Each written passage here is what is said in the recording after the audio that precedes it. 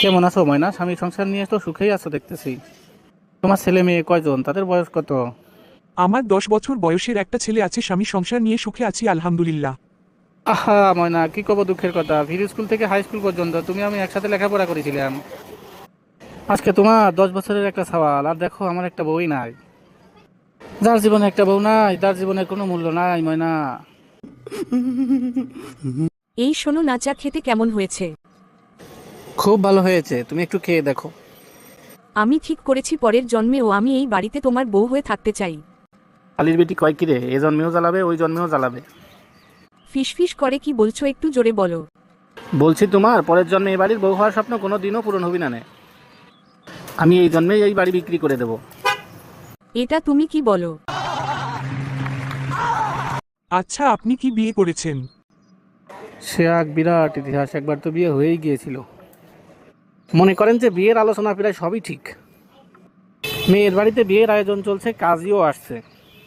এমন সময় মনে করেন যে উকিল মেয়ের কাছ থেকে কবুল আনতে যাবে, মেয়ে কবুল বললো না। কিন্তু মেয়ে কবুল বলল না কেন? ওই যে সমস্যা একটাই, মেয়ের আমাকে পছন্দ হয় নাই। কি ব্যাপার, তুমি এখন খাবার টেবিলে তুমি রোজা রাখো নাই কেন?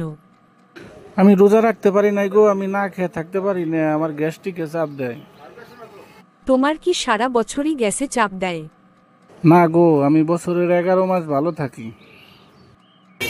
শুধু রোজার মাস আইলেই আমার গ্যাসের চাপটা বাইরে যায়। এটা তোমার বাজে অভ্যাস, রোজা না থাকার ভণ্ডামি। চশমা কোথায় পাইলি রে কাদিরা? চশমা কিনছি খালাম্মা, কেমন দেখায়? কত হইল রে তোর চশমা কাদিরা? 40 টাকা। খালি টাকার দিকে চাইলে হইব খালাম্মা? জীবনে একটা স্বাদ আল্লাহর আছে না।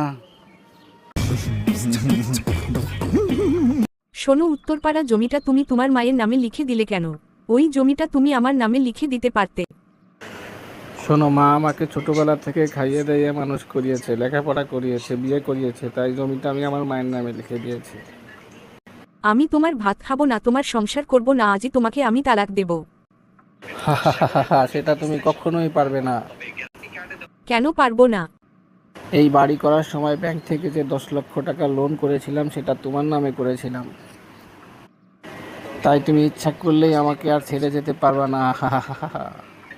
ওরে বাটপার, তাহলে তলে তলে তোমার এই বাটপার। কি ব্যাপার ভাতিজাই, অসময়ে আমার কাছে? চাচা, আপনার কাছে একটা জরুরি কথা কর লাগিয়ে আইছি। চাচা, আপনার দুটো হাত ধরে বলছি চাচা, আপনি আমার একটা বিয়ে করাই দেন চাচা। যেমন হোক তেমন হোক চাচা, মনে করেন খালি একখান বউ হইলি হবি চাচা। চাচা মনে করেন যে একখান বউ না হইলি চাচা আমি নষ্ট হয়ে যাবো চাচা, আমার একখান বিয়ে করাই দেন চাচা। চাচি, ও চাচি, চম্পা কনে গো? যা কওয়ার আমার কাছে কও, চম্পা রে দিয়ে তোমার কি দরকার? কি কন চাচি, চম্পার কথা কি আপনার কাছে কওয়া যায়? তোমারে আমি কতবার কইছি তুমি আমার চম্পার মাথাটা খাইও না। আহা চাচি, জামাইর সাথে কেউ এরকম ব্যবহার করে? আজ না হোক 2 দিন পরে তো আমি আপনার জামাই হব, তাই না? কি কইলা তুমি? তোমার মতো অকর্মার সাথে মেয়ে বিয়ে দিব? আমি মইরা গেলেও তো এই বিয়ে হতে দেব না। বেটি কয় কি রে? এ সারা, তুই বলে কোনো কাজ কাম করিস না? একটা কথা কিছুতেই আপনাকে এটা বুঝাইতে পারতেছি না চাচা। কাম যে করবো মনে তো আনন্দ থাকা লাগবে চাচা। আমি জুয়েন মানুষ, ঘরে একটা সুন্দরী বউ থাকবি, মনে আনন্দ নিয়ে কাম করবো। এই আনন্দের ব্যবস্থাই তো হইল না। আরেকখান বিয়ের ব্যবস্থা করে দেন চাচা, জানি মনে আনন্দ নিয়ে কাজ কাম করতে পারি।